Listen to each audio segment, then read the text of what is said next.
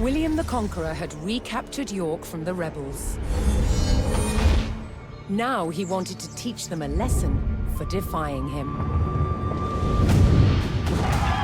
He began a brutal campaign of destruction to crush any further resistance, known as the Harrying of the North. Villages and crops were destroyed. It is said 100,000 people were killed. With ruthless efficiency, William the Conqueror had secured obedience in his new kingdom. But it wasn't to last. It would be thrown into chaos by his own children.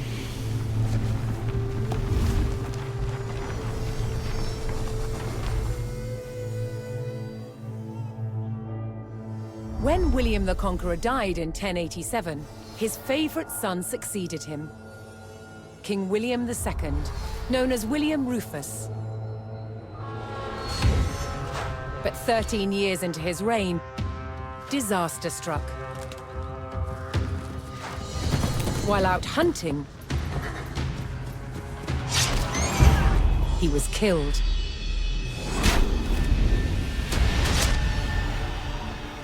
William's youngest brother took his place as King Henry I. But there was a problem. At the time, Henry's elder brother, Robert, Duke of Normandy, had been on crusade. When he returned, he was furious that Henry had grabbed the throne. From Normandy, Robert attempted to invade England to claim the crown from his brother. But he failed and returned home. In retaliation, Henry struck back. In a reversal of 1066, he crossed the Channel and invaded Normandy, intent on undermining his brother Robert's rule. His first target was Bayeux. This rich and splendid city was one of the jewels of Normandy. Henry was to begin his campaign by unleashing his forces on the city. Bayeux was about to feel the wrath of the English army.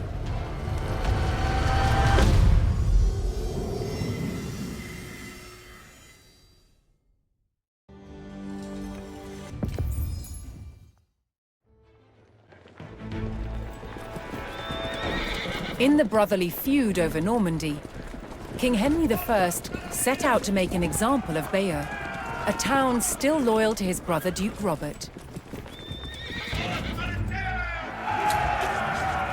Henry's archers took up position on high ground outside the city and faced an immediate attack by Robert's cavalry patrol.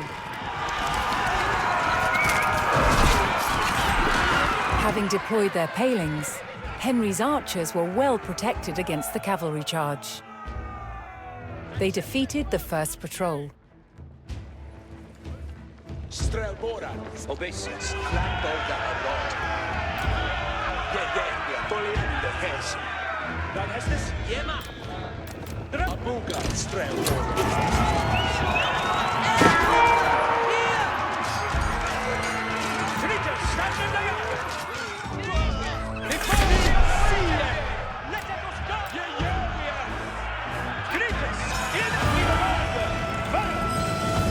As Henry set his sights on burning Bayeux, more reinforcements arrived to join his army.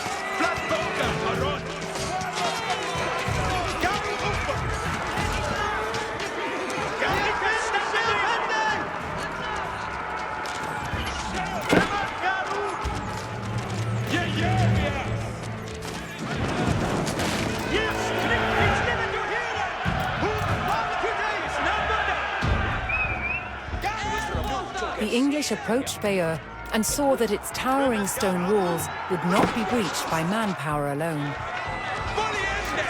Henry would need siege equipment and a defensible location to construct it.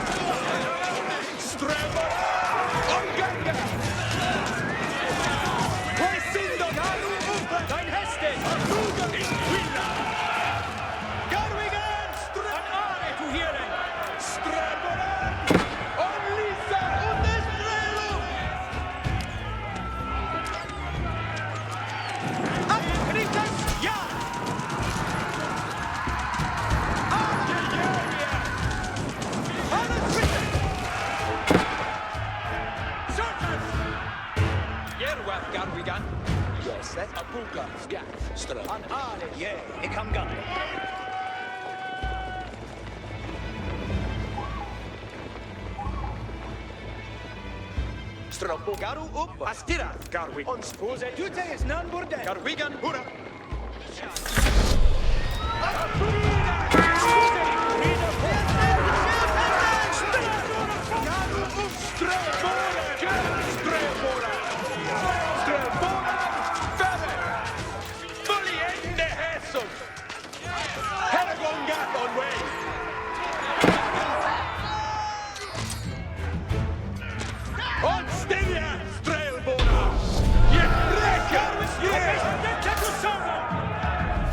Henry now called for the services of a blacksmith to bolster the siege effort. Yes, understood. Yes, sir. West Duhala. And you work it. That's short. What's their faith, eh? Each timber. Yaru to work. Each you say, yes, sir. Yes, sir. West Duhala. Each timber. What's their faith, eh? Each yes, sir. West O'Hara. Okay, what's their faith, eh? Each will be at Delgierlas. Yer any after lass. Cometh on after lass. Each a worker. Yes, sir. Your way, Iawara. Women, Garu. Strelboran, Ferris. Yerwa, Hastings, Certes. Yerbia, Haragongat on way. Cuthridge.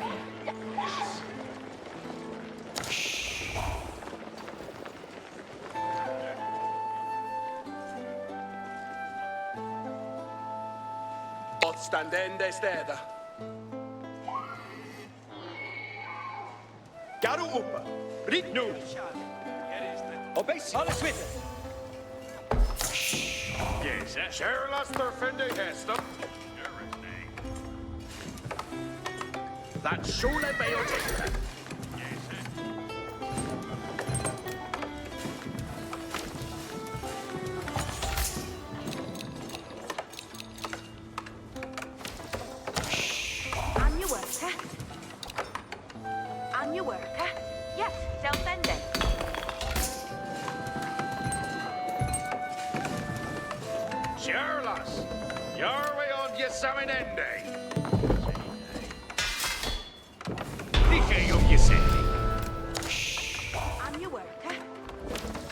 With a blacksmith on hand, Henry's infantry would soon be ready to construct siege equipment. What's their faith, eh? That Shule Bayeux Timbran.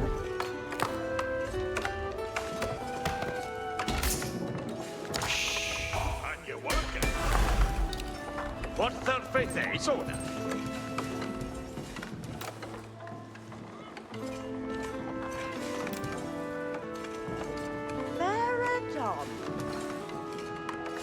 Each timber of Theos. Yes, sir. And you worker. Each a worker. There are you work. Each brookie that. What's their faith, eh? Sherlock. Your way on Yesaminende. And you work. Each timber of Theos.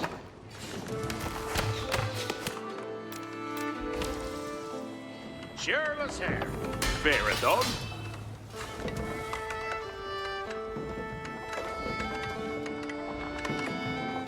Yes, sir. West to Harla. Yes, sir. Where's the Harla?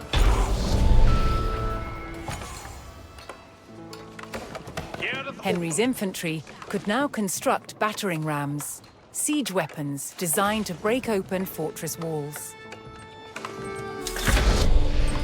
Each will pay in their fate. Yes, sir. West to Harla. What, sir? Faith? Each will a Delphi.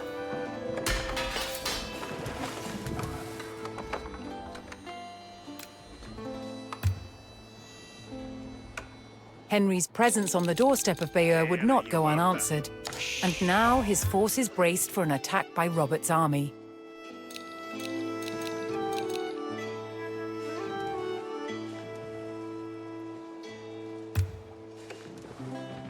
Garu umpa. Strelbord. Strelbord.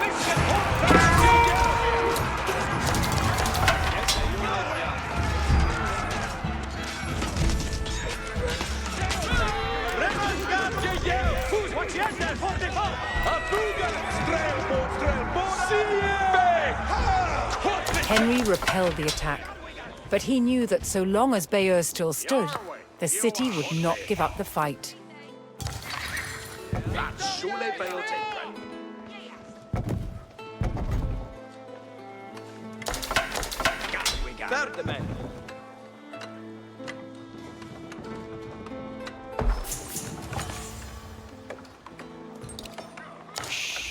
What's our faith? Yes, sir.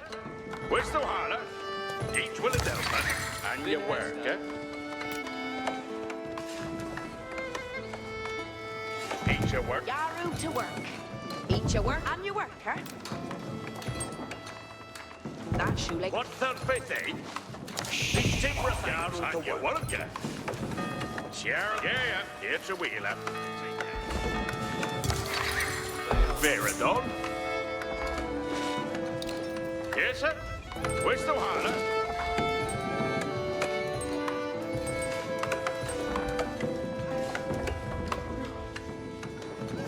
Yerwath Garwigan.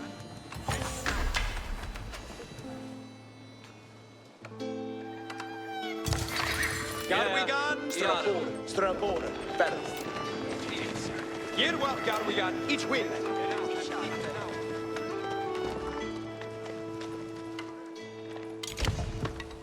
It shall be timbreakers. Ike on your celly. Garwig. Abuga. Yes. Need a hit. Bayeux death man.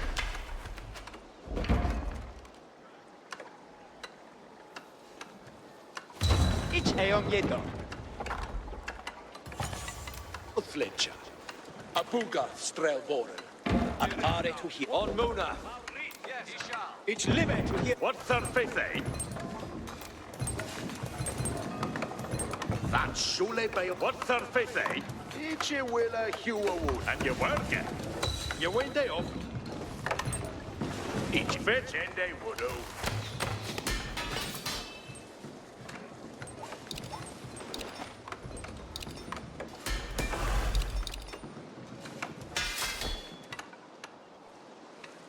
Yea, Remesh, Garu. Look out, be ready, Frekes.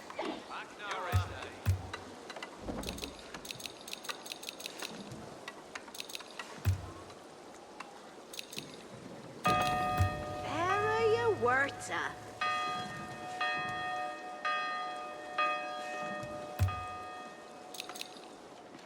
Yet Vin Hester.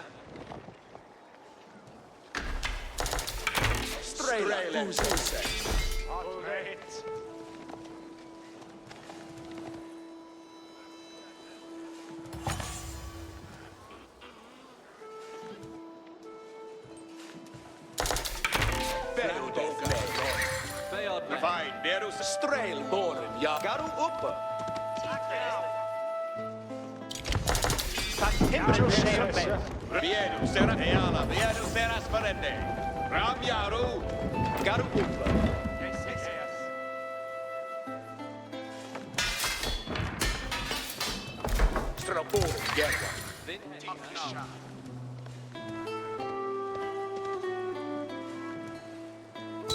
With the power of battering rams, the English army could crack open Bayeux's mighty walls.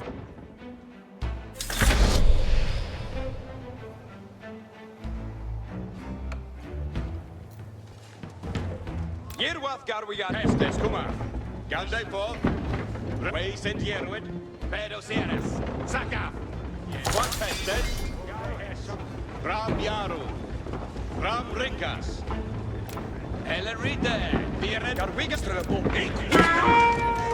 Pedo Sara. Yerwath. Gata. It will. What Yeru. What Hastings? Dante. Wahada. Yerwath. Gar we got straight. On Styria. That different shale Bayeux. In bed full. Abuga, Strelborn. Yeah. Biedu see how it work at day. Yeah. Strelborn, yeah, and a Gonga on way. On the border, in the shop beyond that. Remmen, Gal. What are you seeing? Strelborn. Yes. Almora. You have. Strelborn. Sterande tima. Abuga hit. See how well can they do. Yeah. Bayeux's walls had failed, and Henry's men could now storm the city. Robert's garrison made a last stand to defend Bayeux, but Henry would show no mercy in cutting them down and burning their city. We have Scara. Lista. Let us go. Abuga. Yaru. Yeah. Helagonga on way.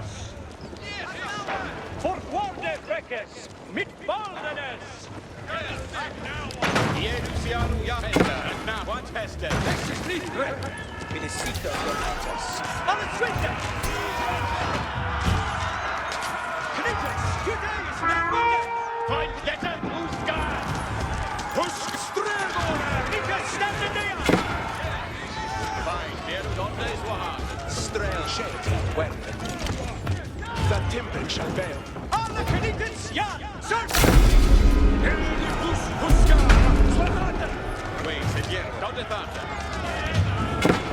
Puskala! Start! Vieni seras jaro! Strelbora!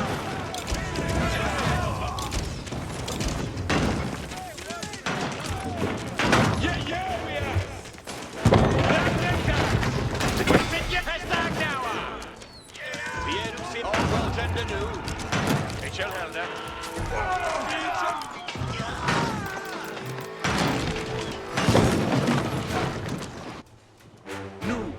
We got.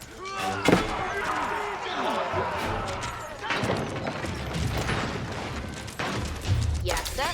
What? Estes comende. That shula beo timran. Strelbora! What is Seras Yaro! Strelbora! Jedwa! Strelbora! Site! Leoda Hersa. Wasting Jedward! Straight! Yesterday! Yeah!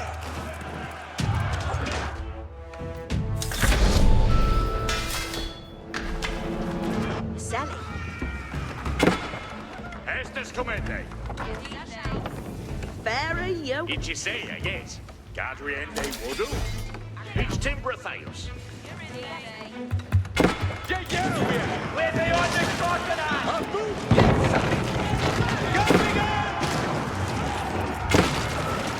All of you need to skip me the water! The end is on Sterende! And all the Switzerland! Black bullshit and Wedbende! Strelbora! Jedwa! The Victor Sterende! What's that? And then take to servant! It's gone, so ahead!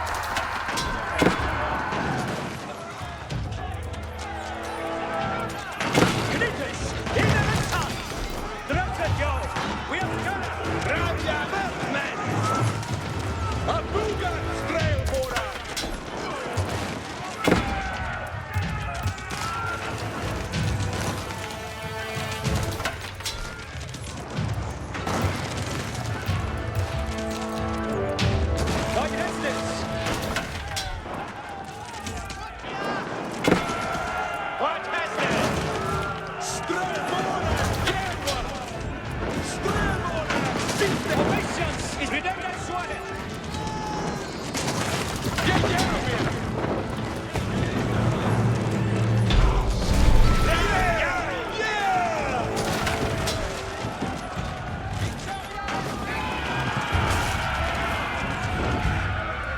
As Bayeux burned and the people fled in terror, King Henry basked in the victory over his brother Duke Robert. But Henry would not stop until all of Normandy was back under the English crown.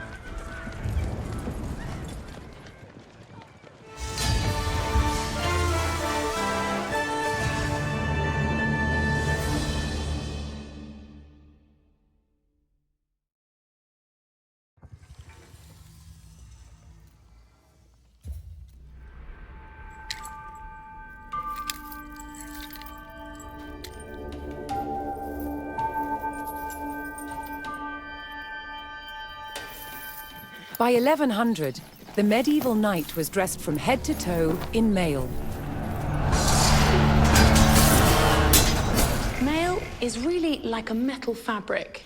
It moves and behaves like a cloth, but is actually made of hundreds and thousands of interlocking iron rings. It could turn and deflect a sword blade. As an armor, mail didn't work all by itself. It needed the addition of a padded coat. The coat absorbed the shock of the blow, whilst the mail turned away the cut. Together, they formed an incredibly effective protection.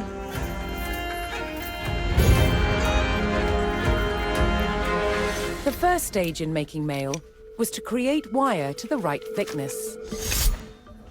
To do this, it was pulled through a drawing plate, which had a series of ever smaller holes, until you got wire of the desired gauge. To make the rings, we wind the wire onto a mandrel. And then we take it off the mandrel and cut the rings.